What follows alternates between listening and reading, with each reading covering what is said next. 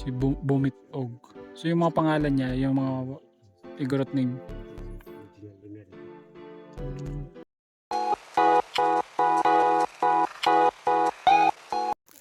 So good morning, good morning, good morning. And once again, this is Cruz 4 TV, Altin People and Simple Ray. Yan. At nandito pa rin tayo ngayon sa Sagada for the second tourist attraction, yung Hanging Cafe, no? So yun, papakita nyo lang ulit dito yung resibo para makapag-proceed kayo, ano po.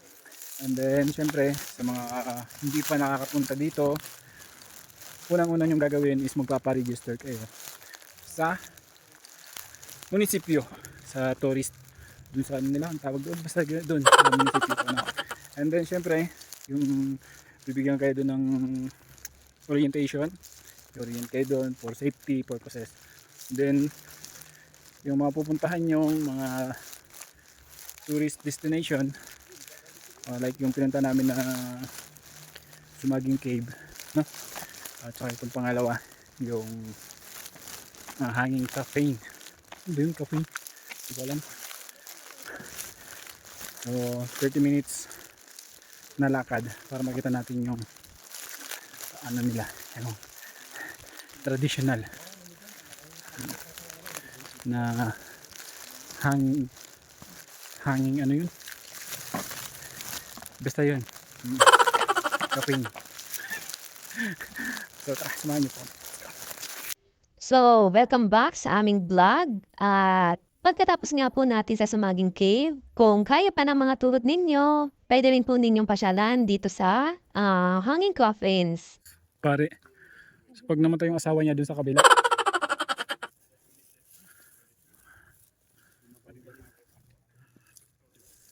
So, dito yung mga traditional ng paglilibing nila sa mga yumauna nilang kapamilya. Makikita po natin dito yung mga kabaong na nakahang sa may malaking bato.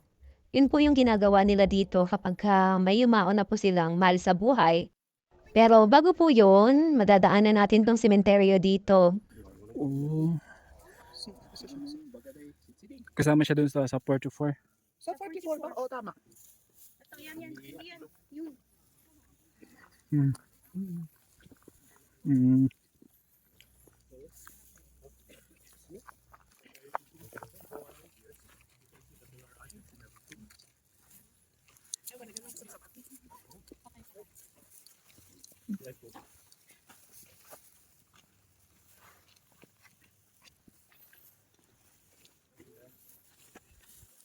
Walang signal dito na. Walang signal. Dead end to eh. Dead spot. May mga traditional na nagtitindig ng kandila pero most of them are Nagsusunog sila. Ah, okay. So yan po. As per tour guide namin. So imbis na kandila, nagsusunog sila.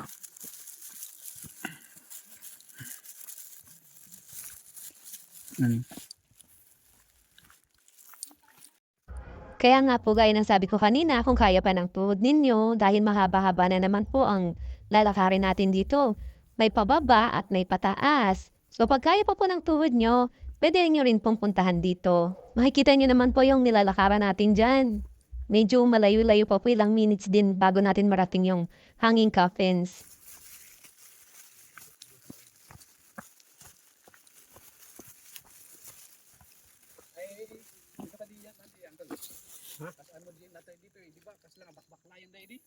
Oo, nakapital posisyon.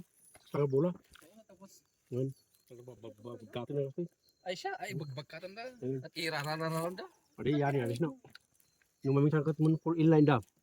Pasa-pasa. Ano daw? Yung ginagawa nila pagdating ng pan ito kasi nauna yung kabaong. Nauna yung kabaong sa umaga. Tapos follow by the body sa afternoon. Kaya binubuhat mo yung patay na walang kabaong. Yung maliliit na. Nauna yung patay. Nauna yung kabaong. Kasi habang nilalamayan yan sa bahay, nakaupo yan sa upuan sa chair, sa silya. Para mas madali yung pagpitan sa kanya. Kasi yung bilib nila kung saan ka galing, doon ka rin babalik. Halimbawa, yung buntis, yung ina, fetus position, ganoon din sila.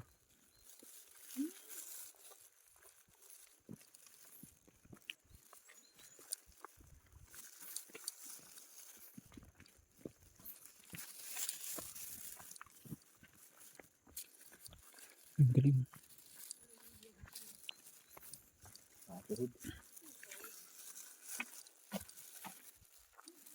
Pag pinapahang dyan, dito ang daan. Ito, mga dapat na sa minsan, hindi. Ayun, nakita ko na. Yan, ito yung pinakabibig niya. Ayun. Kita natin, pamatay.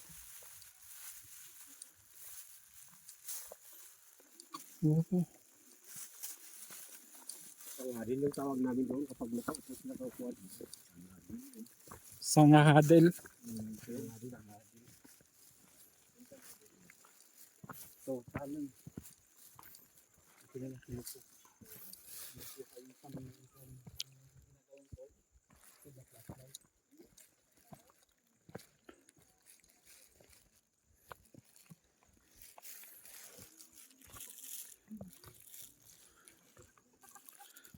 Kaya kawawa sa pag-isal na sa akin.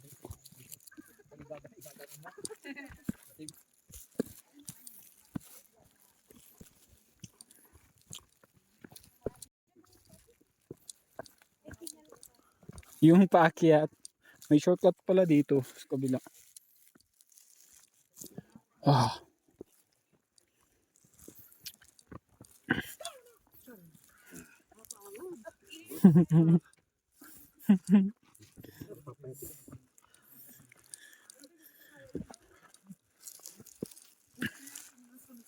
Meron pa doon, oh. Kabaho pa rin yun. Ayun yung Nasa ano yun. parang bato pero kabaho pa rin yun. Ayun show. Kasi hahanap sila ng lugar dito na butas na hindi silang masyadong nabasa sa ulan. So doon nila siksik yung patay nila.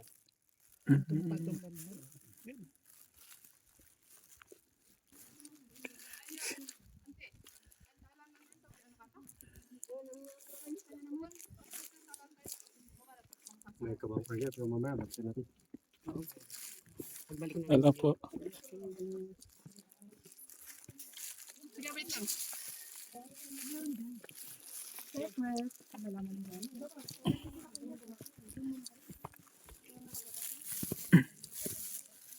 Pero unang ako pa na sila. Ako pa sa mobile sa.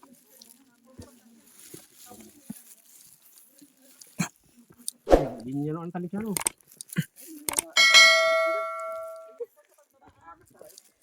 Lagay niya.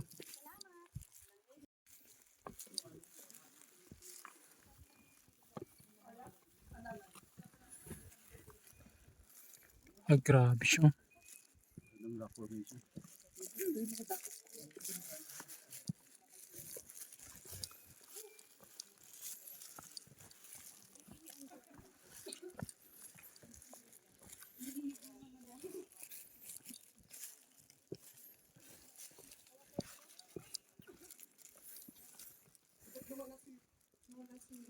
Dito siya na rock climbing. Rock climbing yan. Kapag may tali, 500 hanggang magsawa ka. Kung may harness, may helmet, libre kapag walang tali. Kaya nga libre pero tali. Diyan nakahawak sa mga yellow plate na yan. Tapos diyan nakapak.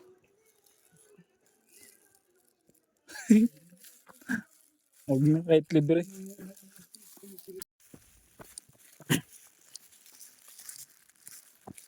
Oh,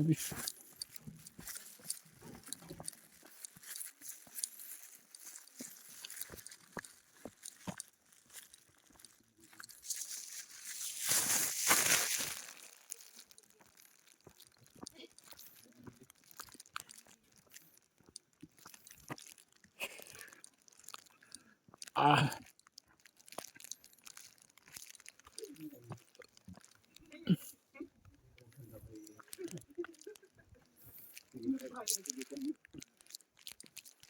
Wala, parang ulan na. No, kaya pa?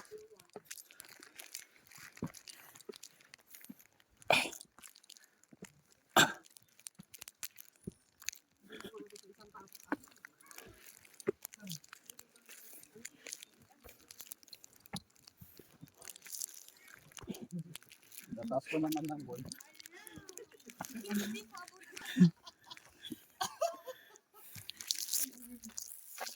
Hindi pa sa taas na ito.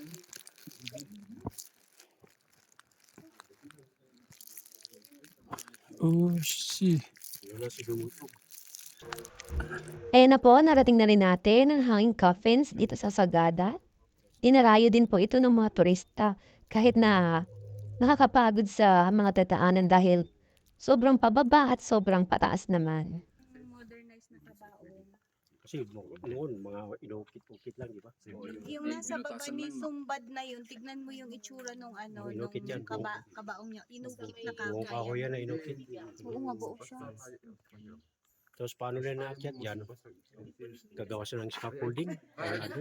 Tapos puputak sila sa bato, lagyan ng bakal, tapos ipatong yung patay, tatalian, para hindi maulog. For safety, to prevent animals kasi mabaho ang mga yan. Hindi walang formalin, walang embalming. Walang balsamo. Ah, may bakal siya na ano. Binutasan naman yan. Tapos lagyan ng bakal. Sumabalin o to receive. So, totoo po yan. May mga nakalibing po dyan ng mga tao dyan sa mga kabaong na kahoy na yan. Sila po mismo ang gumawa ng mga kabaong na yan. Inukit mismo nila gamit ang mga kahoy na nakukuha nila dito. Dahil yan po ang tradisyonal na hanggang ngayon ay ginagawa pa rin po nila. Ayun nga, ganda. Saan siya? Ayun, yun.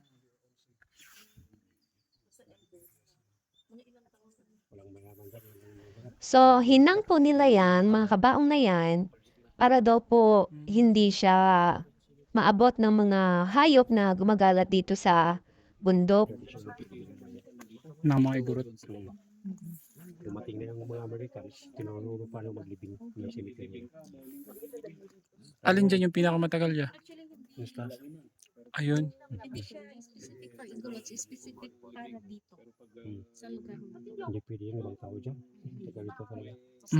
Sabi din po nila na yung mga igurot na yan, bago sila mamatay o buhay pa sila, ay sinusukatan na po sila at ginagawa na po sila ng kabaong para kapag namatay na sila, ready na po yung kabaong nila. Yung pinakabago yung sa baba. Yung 2010. Yun yung Kasi dito, mayroon pa rin, hindi mo nakita. Nabababa ka dito. Si Bumit Og. So yung mga pangalan niya, yung mga igorot name. Original din na dito. May Christian name, may God name. Lawagan, Sumbad.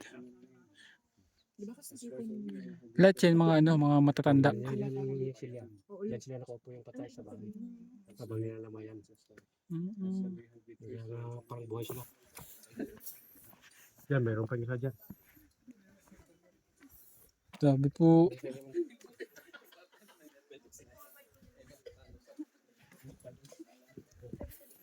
May isa pa dyan.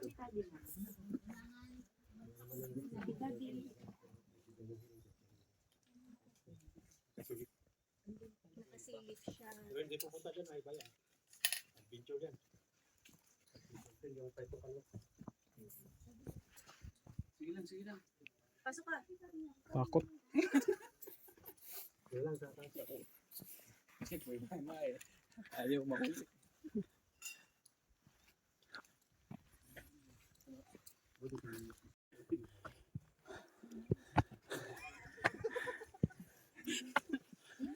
Ito po yung, ito yung isa. Pero malaking bato tapos sila yung nakasiksik sa talong. Ito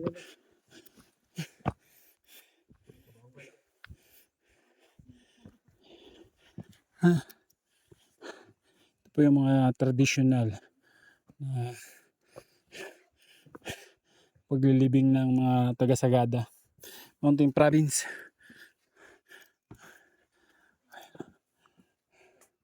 Ayan po, totoo po yan. May mga nakalibing po dyan. May laman po yung mga kabaong na yan. Yung mga pumanaw na po, dyan po nila inilagay. Ba't may manliit nung isa? Bakis parang bago. Bago lang siya. Ano, ginabalo dito yung kwangkal, yung nakasulat ka bakis? Ay. Oh, oh. Lake Kermit. Lake Kermit yun ata. Dito yung nagalagyan eh. Ay, naka. Yun siya, yung isang ano, buo talaga siyang kahoy, no? Oh, inubit. Doon binutas. Ganun muna namin. At yan nga po, maraming salamat po sa sumama sa amin dito sa pagpasyal sa Hanging Coffins dito sa Sagada. So abangan nyo po ang susunod pa nating videos dito lang yan sa Sagada. Siyempre, huwag niyo pong kalimutan mag-subscribe, like, and share ng ating mga videos. Maraming salamat po. Grabe po, no? Ito yung mga traditional. Nilalagay nila sa mga kuweba or hinahang para di maabot ng mga animals. Kasi pag bago, so mga ngamoy siya. Mabaho, no? Oh, yan, no?